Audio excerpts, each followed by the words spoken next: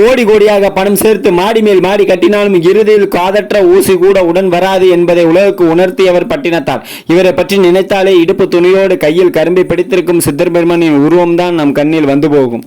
காவி பூம்பட்டின வணிகர்கள் நிறைந்த பகுதி. அங்கு வாழ்ந்த பெரும் வணிகரான சிவனேசர் மற்றும் யானக்கலை தம்பதிக்கு ஒரு ஆண் குழந்தை பிறந்தது.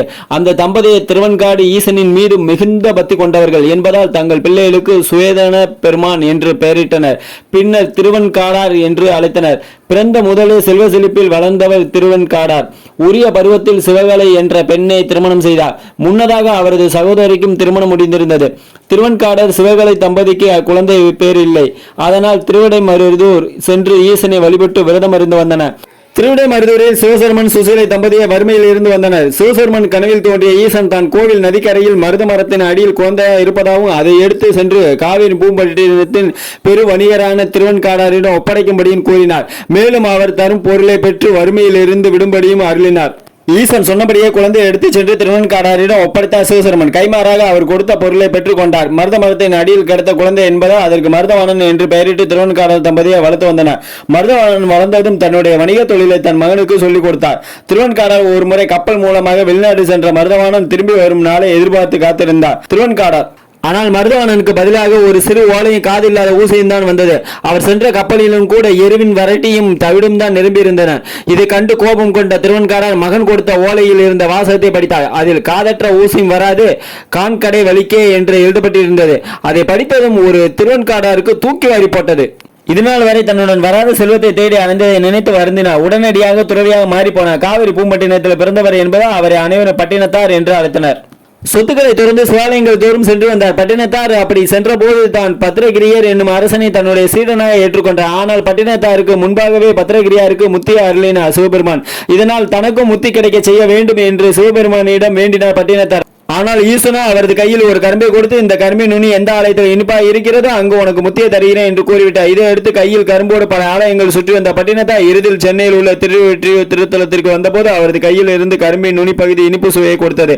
இதையடுத்து தன் அடியாரிலும் தன்னை ஒரு பெரிய பாத்திரத்தில் வைத்து மூடிவிடும்படி பட்டினத்தார் உத்தரவிட்டார். அவர்களும் அப்படியே செய்தனர். உள்ளே சென்ற பட்டினத்தார் சிவலிங்கமாக மாறியிருந்தார். ஈசன் அவருக்கு முத்தியை அருளினார். முத்தி அடைந்த பட்டினத்தாரின் திருக்கோவில் திருவொற்றியூர் வங்கக்கடலை நோக்கி அமைந்துள்ளது. கோபுரங்கள் எதுவும் இன்றி தனி கோயிலாக அமைக்கப்பட்டுள்ளது. இங்கு பட்டினத்தார் சிவலிங்கமாக அருள்பாலித்து வருகிறார். இந்த லிங்கத்திற்கு அவரது குரு பூஜை தினத்தில் எண்ணெய், கரும்புச்சாறு, அரிசி மாவு, கதம்ப பொடி உள்ளிட்ட பொருட்களை சிறப்பு அபிஷேகம் செய்யப்படுகிறது. இங்குள்ள பட்டினத்தாரை வழிபடுவதன் மூலம் மகானின் அருளை பெறலாம்.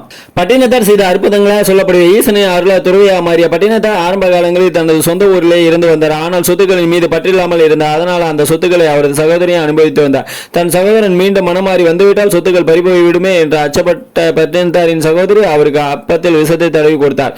அனைத்தையும் அறியும் சக்தியை பெற்றிருந்த பட்டினத்தார் அந்த அப்பத்தை வாங்கி வீட்டின் கூரையில் சொருகி வைத்துவிட்டு தன்வினை தன்னை சுடும், ஓட்டு அப்பம் வீட்டை சுடும் என்று சொல்லிவிட்டு சென்று விட்டார். மறுநொடியே அந்த வீடு பற்றி எறிந்த. இதனால் அவரது சக்தியை அனைவரும் அறிந்து கொண்டனர். அதே போல தன் தாயிடம், அம்மா நீங்கள் இறந்ததும் உங்களுடைய இறுதிச் சடங்கை செய்ய கண்டிப்பாக வருவேன் என்று வாக்குறுதி அளித்திருந்தார் பட்டினத்தார். அதன்படி தாய் இறந்த செய்தி கேட்டதும் அங்கு விரைந்து சென்றார் பட்டினத்தார்.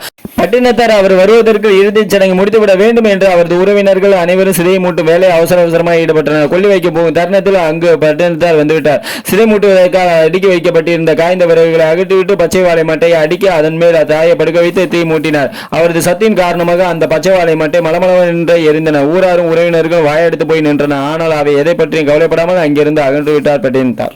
திருவொற்றியூரில் சிவலிங்கமாக மாறிய பட்டினத்தாரின் பொன்மொழிகளாக, ஆடுகிற ஆட்டமும் ஓடுகிற ஓட்டமும் ஒரு நாள் ஓயும் போது கூடுகிற கூட்டம்தான் சொல்லும் நீ யார் என்பதை பட்டினத்தார் சொன்னது. அது மட்டும் இல்லாமல் நிறைய சொல்லியிருக்காரு. அதாவது, காதற்ற ஊசியும் வராது, கான் உன் கடை வலிக்கே, நம் இறந்த பிறகு ஒரு உடைந்த ஊசி கூட நம்மோடு வராது. பெரிய தத்துவம் இல்லை, எல்லோருக்கும் தெரிந்ததுதான்.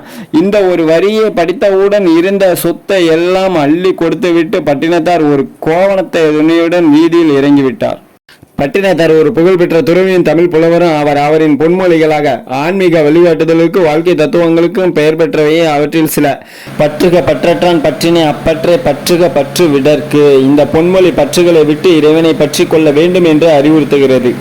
அடுத்ததாக, அழுக்காறு அவா வெகுளி இன்னா சொல் நான்கும் இழுக்கா இயன்றது அறம்.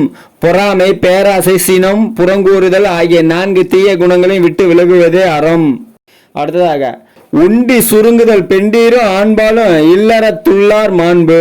உணவு உண்பதில் கட்டுப்பாடும் இல்லறத்தில் இணக்கமும் கொண்டிருப்பதே சிறந்த இல்லறத்தின் சிறப்பாகும். அடுத்ததாக, நல்லார் ஒருவர் உளரில் அவர் பொருட்டு எல்லாருக்கும் பெய்யும் மழை. நல்லவர் ஒருவர் இருந்தால் அவர் காரணமாக மற்றவருக்கு நன்மை உண்டாகும். அடுத்ததாக, பிறர் நோகா சொல்லற்க சொல்லின் அது பிறர் நோகும் சொல். பிறர் மனது புண்படிப்படி பேசக்கூடாது, அப்படி பேசுவது உனக்கும் துன்பத்தை தரும். இதெல்லாம் பட்டினத்தார் பொன்மொழிகள். எளிமையான சொற்களால் ஆழமான தத்துவங்களை வெளிப்படுத்துகின்றன. இவை வாழ்க்கையில் பின்பற்றத்தக்க பொன்னான வார்த்தைகள். இவை தவிர பட்டினத்தார் இயற்றியுள்ள பல பாடல்களிலும் பொன்மொழிகள் உள்ளன. நீங்கள் அவற்றை இணையதளத்தில் தேடி படிக்கலாம். தேங்க்யூ ஃபார் வாட்சிங். DTGS யூடியூப் சேனல் பிடிச்சிருந்தா லைக் பண்ணுங்க, ஷேர் பண்ணுங்க, கமெண்ட் பண்ணுங்க. உங்களுக்கு பிடிச்சவங்களுக்கெல்லாம் இந்த வீடியோவை ஷேர் பண்ணி விடுங்க. நிறைய பேர் பார்த்து பயனடையட்டும். நம்ம இதில் எளிமையாகவும் இருக்கும், ஷார்ட் அண்ட் ஸ்வீட்டாகவும் இருக்கும். வீடியோ நல்லா இருக்கும்.